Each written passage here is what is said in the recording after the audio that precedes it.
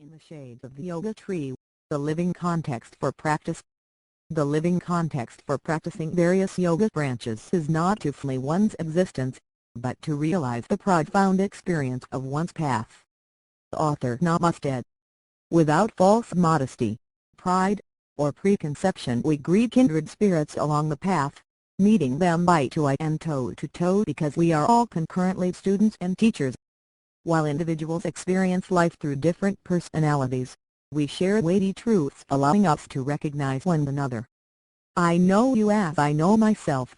All of us wish to give and receive respect.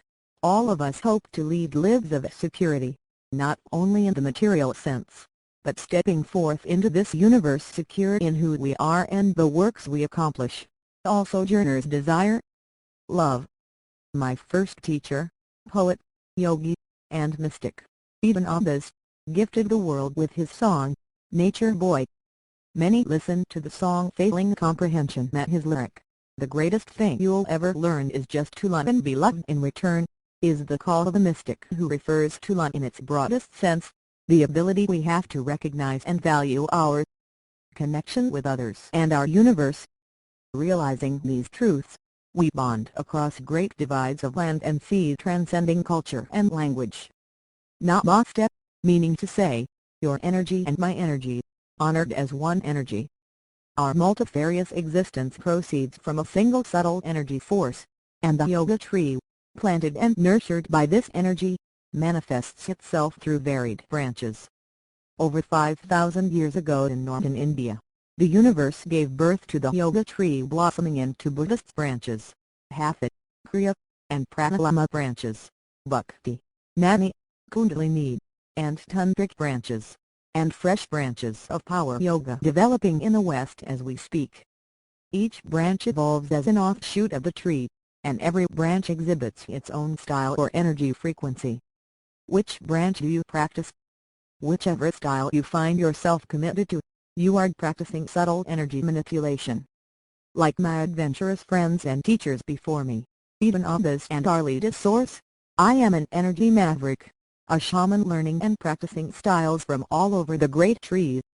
Studying for 35 years accustoms one to leaps of faith in the nature of a single underlying spiritual energy, or as Buddhists say, one's true face. The foundation of all yoga is energy. Understanding the law of subtle energy return is imperative and of great aid in the quality of our practice. Subtle energy return is that tie which binds us to an infinite universe, unborn as the one undifferentiated energy and born as the manifested variety of energy frequencies composing our world. Refining individual energy frequencies and accomplishing the living return to the undifferentiated source is the purpose of yoga practice. By applying the law of subtle energy return, we seek to balance and evidence our individual energy frequency to reflect that energy of which we are manifest, the one original energy, our higher self or infinite mind, that which whispers to us when we are alone, ineffable spirit. The law of subtle energy return states that the energy frequency we manifest in our lives is the frequency of energy the universe returns to us. Through yoga we arrive at the notion that standing alone in front of our cave in the Himalayas and shouting any strange sound, that sound is precisely what will be echoed back. We learn energy manipulation, as those hermits in their lonely spiritual mounts learned and practiced for thousands of years. The law of subtle energy return refines the mind, body, spirit connection, and with practice this connection grows clear, direct, and powerful. The mind, body, spirit connection allows us to form a completed cycle of communication between the finite and infinite. Yoga is an art, a science and a philosophy. It touches the life of man at every level, physical, mental, and spiritual. It is a practical method for making one's life purposeful, useful and noble. Yoga helps to keep one's body and mind in tune with the essence, the soul, so that all three are blended into one. Bkse light on the Yoga Sutras of Patanjali. If you are sensing karmic law peeking around the tree, you are correct. However, I find the term karma largely misunderstood and incorrectly practiced. I believe this is in part due to karma, the words Superficial Western definition of as you sow, so shall you reap. The law of subtle energy return, as a title, gives us a brief description and an immediate sense of arena. The title does not originate with me, but arrives via ancient Taoist doctrine. Learning the mind, body, spirit connection, we appreciate that yoga, as a holistic lifestyle, affords us space to practice through our material bodies and mundane individual minds the linking with infinite mind, the spirit. Grasping a single branch, Hatha Yoga is not merely the series of asanas, yoga postures, for the body. Each asana issues a direct command utilizing the body in a twofold manner. First, by purposely performing, using full consciousness, a new movement the body is unaccustomed to, we establish a break from our personal history of heretofore limited movement. Sustaining a back bend with chest thrown upwards and outwards, our limbs stretched and head upside down. At that moment we are, as a side benefit to our conscious activity, feeding our unconscious mind a groundbreaking picture of its world. For this reason, it is critical that we practice Hatha Yoga with our eyes open. Yoga is freeing oneself of history.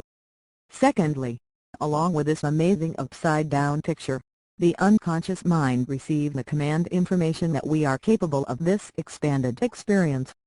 The difference between the unconscious and the conscious mind is that the unconscious is not capable of making the judgment call, it accepts what it is given at face value.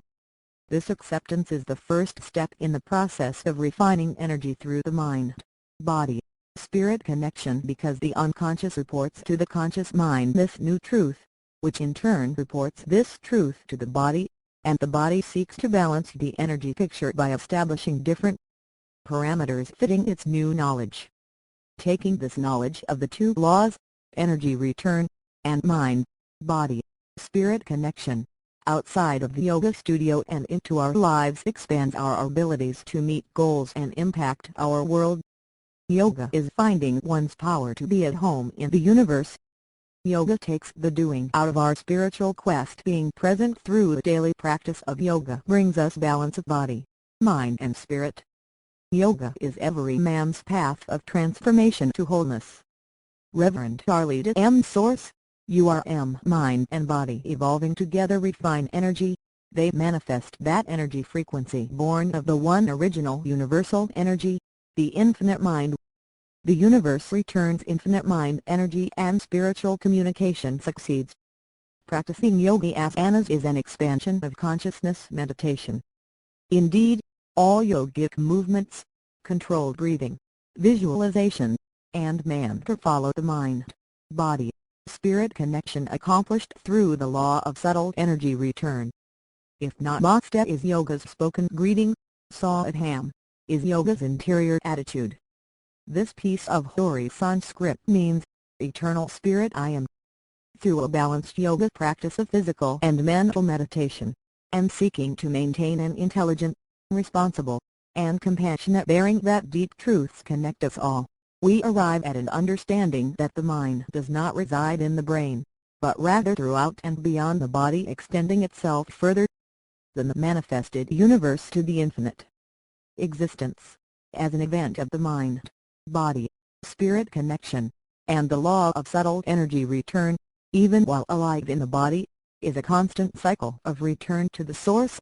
While our bodies are not immortal, our true natures are eternal. Sikh master, Yogi Bhajan, and lecturing author, Dr. Wayne Dyer, have both expressed the timeless truth that we are not human beings seeking a spiritual experience, but actually spiritual beings having a human experience. In this excerpt of the Sunflower Sutra, a poem by Allen Ginsberg, the poet sits by a dirty, rat-infested riverbank, one imagines poor, hollow-eyed, and downtrodden by the almost impossible task of a commitment to spiritual, poetic survival under the weight of an overbearing steel and concrete metropolis. Allen forcefully delivers his sermon on this condition of remembering the spiritual in the midst of the human experience to the ghost of his deceased best friend, Jack Kerouac. Poor dead flower. When did you forget you were a flower? When did you look at your skin and decide you were an impotent dirty old locomotive, the ghost of a locomotive. The specter and shade of a once powerful mad American locomotive. You were never no locomotive. Sunflower. You were a sunflower and you locomotive. You are a locomotive. Forget me. In the shade of the yoga tree, the living context for practice. The living context for practicing various yoga branches is not to flee one's existence, but to realize the profound experience of one's path. Author Namaste. Without false modesty, pride, or preconception we greet kindred spirits along the path, meeting them eye to eye and toe to toe because we are all concurrently students and teachers. While individuals experience life through different personalities, we share weighty truths allowing us to recognize one another. I know you as I know myself. All of us wish to give and receive respect.